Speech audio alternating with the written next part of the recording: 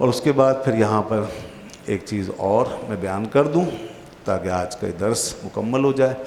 یہاں پر حضور نے جو حکم دیا فَأُمِرَ بِلَالٌ، یہ الفاظ آئے، بلال کو حکم دیا گیا یشفع الاذان و یوتر الاقامت، کہ وہ اذان 2 مرتبہ کہیں اور اقامت 1 مرتبہ. اذان 2 مرتبہ کہیں اور اقامت یہ آیا. تو اب جیسا کہ بعض ائمہ کے نزدیک اقامت 1 مرتبہ کہی جاتی وہ اس حدیث کے مطابق. لیکن یہ ایک حدیث ہے نا.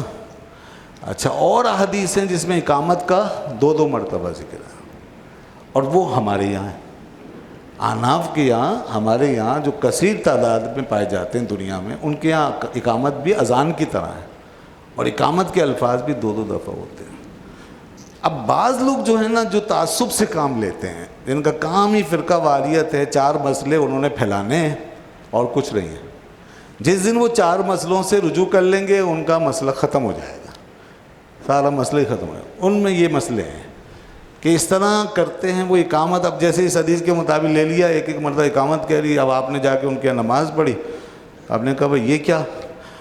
وہ کہیں گے جناب یہی تو طریقہ ہے، یہی آیا ہے حدیث میں، اور لے کے صرف بخاری کی حدیث سنا دیں گے، دیکھو یہی آیا ہے بس. اور باقی آپ پوچھیں گے وہ باقی جو ہوتا ہے وہ اتنے لوگ ہیں، سب غلط، سب غلط. بھائی لاکھوں لوگ ہیں، سب غلط. کروڑوں لوگ ہیں، سب غلط. ارے بھائی یہ 800 سال، 1000 سال، 1000 سال، 1100 سال، سب غلط ہیں جناب. کہہ رہے ہیں نا حدیث صحیح ہے، یہ 1100 سال کی امت صحیح ہے. لو جی سب کی چھٹی ہو گئی. اب آپ کے ابا نے کیا، دادا نے کیا، نانا نے کیا، سب غلط.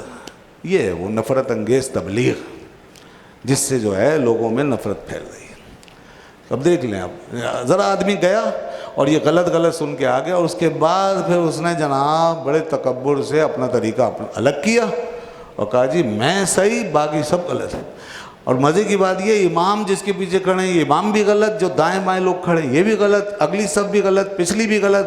اگر 500 آدمی مسجد میں کھڑا ہے اور ایک ایسے سے کر رہا ہے تو وہ صحیح، باقی سب غلط. لیجیے، ارے کم از کم اتنا ظرف، اتنا علم تو پیدا کرو اللہ کے بندو کہ کسی کو سمجھ سکو. اتنی بڑی بڑی دعوے، اتنی بڑی بڑی باتیں، کیا اختلاف کی گنجائش نہیں ہے؟ یہ کوئی توحید کے مسئلے ہیں، یہ کوئی رسالت و نبوت و آخرت کے مسئلے ہیں کہ جس میں آپ یکدم سب کو غلط کہتے ہیں؟ بھائی دیکھیں، ایک ہے مسئلہ بنیادی عقیدے کا، توحید کا، ختم نبوت کا مسئلہ، قیامت کا مسئلہ، اس میں تو سیدھی سی بات ہے، دوسری رائے کی گنجائش ہی نہیں ہے.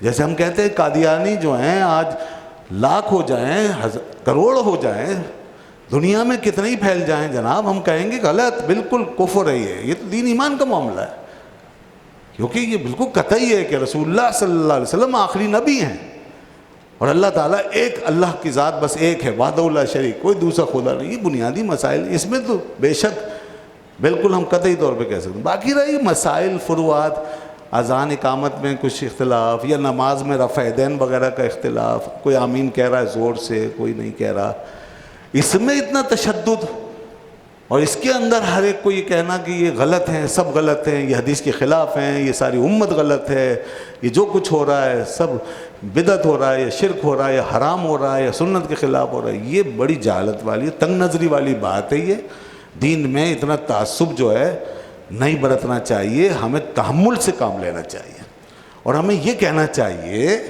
کہ بھئی دیکھیے یہ ہمارا طریقہ ہے اور وہ ان کا طریقہ ہے، تو ان کے لیے بھی احادیث ہیں اور وہ بھی حدیثوں پہ ہی چلتے ہیں.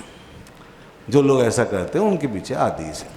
اور پھر اتنے بڑے بڑے ائمہ گزر گئے ہیں جنہوں نے یہ سب اجتہاد فرمایا ہے، تو ان کو کیسے آپ ایسے جاہل ثابت کر سکتے؟ کیا انہیں نہیں پتہ قرآن و حدیث کا؟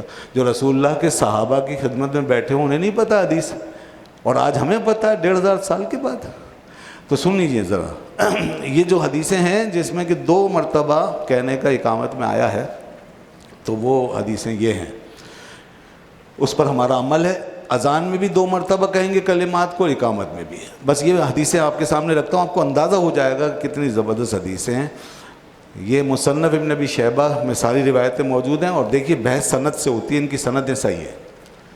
تو اس لیے یہ بہت بڑے بزرگ ہیں، امام بخاری رحمۃ اللہ علیہ سے بھی پہلے ہیں. مصنف ابن ابی شیبہ میں یہ روایت آئی، الحجنہ بن قیس بیان کرتے ہیں کہ حضرت علی رضی اللہ عنہ فرماتے تھے کہ اذان اور اقامت کے کلمات دو دو بار پڑھے جائیں، اذان اور اقامت کے کلمات دو دو بار پڑھے جائیں۔ وہ ایک مؤذن کے پاس سے گزرے جو اقامت کے کلمات ایک ایک بار پڑھ رہا تھا۔ حضرت علی نے اس سے فرمایا تیری ماں نہ رہے، تو نے اقامت کے کلمات دو بار کیوں نہیں پڑھے؟ دیکھیے یہ حضرت علی رضی اللہ عنہ فرما رہے ہیں، یعنی یہ حدیث میں انہوں نے رسول اللہ صلی اللہ علیہ وسلم کو دیکھا ہے، اس لیے وہ کہہ رہے ہیں۔ حضرت سلمہ کے آزاد کردہ غلام عبید بیان کرتے ہیں کہ حضرت سلمہ بن اکوع رضی اللہ عنہ دو دو بار اقامت کے کلمات کہتے تھے، یہ بھی صحابی رسول ہے۔ عبد الرحمن بن ابی لیلہ بیان کرتے ہیں کہ حضرت عبداللہ بن زید انصاری رضی اللہ عنہ جو نبی کریم صلی اللہ علیہ وسلم کے مؤذن تھے، یہ مؤذن کا ذکر آگے، جن کو خواب میں اذان سنائی گئی تھی، تو فرماتے ہیں اذان اور اقامت کے کلمات دو دو بار کہتے تھے۔ شعیب بیان کرتے ہیں کہ ابو العالیہ نے کہا جب تم اقامت کہو تو دو دو مرتبہ کہو۔ حکم بیان کرتے ہیں کہ ابراہیم نخعی نے کہا دو دو مرتبہ اقامت کہنے کو مت چھوڑو۔ ابو اسحاق بیان کرتے ہیں کہ حضرت علی رضی اللہ عنہ کے اصحاب اور حضرت عبداللہ بن مسعود رضی اللہ عنہ کے صحاب اذان اور اقامت کے کلمات دو دو بار کہتے تھے، حضرت علی کے بھی، حضرت عبداللہ بن مسعود کے بھی، جلیل القدر صحابہ ہیں۔ ابراہیم بیان کرتے ہیں کہ حضرت بلال رضی اللہ عنہ اذان اور اقامت کے کلمات دو دو بار کہتے تھے۔ حضرت ابو محذورہ رضی اللہ عنہ بیان کرتے ہیں کہ مجھے رسول اللہ صلی اللہ علیہ وسلم نے اذان کے 19 کلمات کی تعلیم دی اور اقامت کے 17 کلمات کی تعلیم دی۔ پھر انہوں نے اقامت کے کلمات بیان کیے، اللہ اکبر اللہ اکبر اللہ اکبر اللہ اکبر، اشہد ان لا الہ الا اللہ اشہد ان لا الہ الا اللہ اشہد ان محمد رسول اللہ اشہد ان محمد رسول اللہ، حی علی الصلاۃ حی علی الصلاۃ حی علی الفلاح حی علی الفلاح، قد قامت الصلاۃ قد قامت الصلاۃ، اللہ اکبر لا الہ الا اللہ۔ یہی طریقہ ہے۔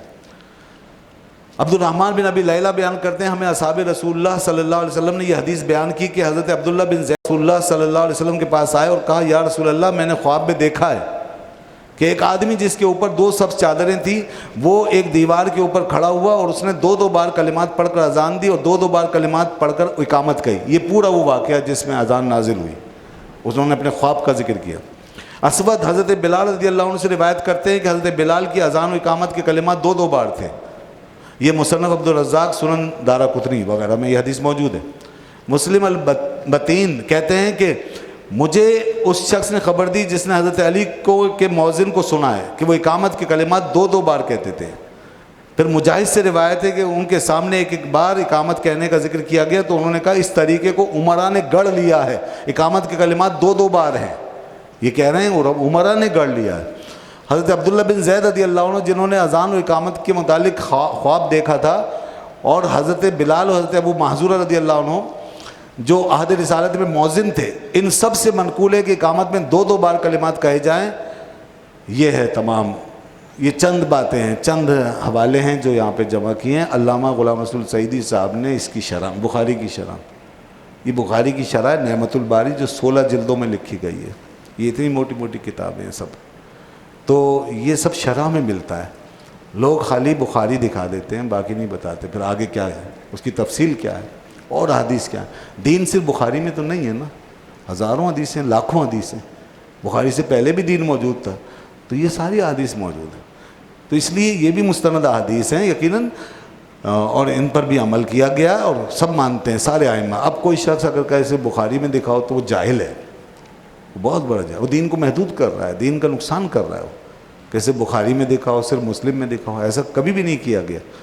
تو یہاں پر اب بخاری میں جو آیا کہ ایک بار اقامت کہو، اس کا ذکر کرتے ہیں، ایک جملے میں جواب دے دیا اور فرماتے ہیں اور صحیح بخاری کے باب مذکور کی اس حدیث میں جو اقامت کے کلمات ایک ایک بار کہنے کا ذکر ہے تو وہ بیان جواز پر معمول ہے۔ جی، یہ صرف یہ بتانے کے لیے کہ اقامت میں اگر ایک ایک بار بھی کہہ لیا گیا تو جائز ہے، اگر جلدی میں ہیں جیسے مختصر کرنا پڑے تو ایک ایک بار کلمات کہہ لیں اقامت کے، یہ بھی جائز ہے۔ یہ بخاری میں اس لیے آیا ہے، رسول اللہ صلی اللہ علیہ وسلم نے بیان جواز کے لیے بتایا۔ رہ گیا سنت اور طریقہ جو جس پہ عمل کرنا ہے وہ وہی ہے، جیسے اذان میں دو دو دفعہ ایسے ہی اقامت میں بھی دو دو دفعہ۔ اللہ تعالی ہمیں ان باتوں کی سمجھ عطا فرمائے۔ انشاءاللہ مزید احادیث اگلے درس میں آئیں گی، بیان کریں گے، اور بھی مسائل بہت سے اس میں اذان سے متعلق بیان ہوں گے۔ وآخر دعوانا الحمدللہ رب العالمین۔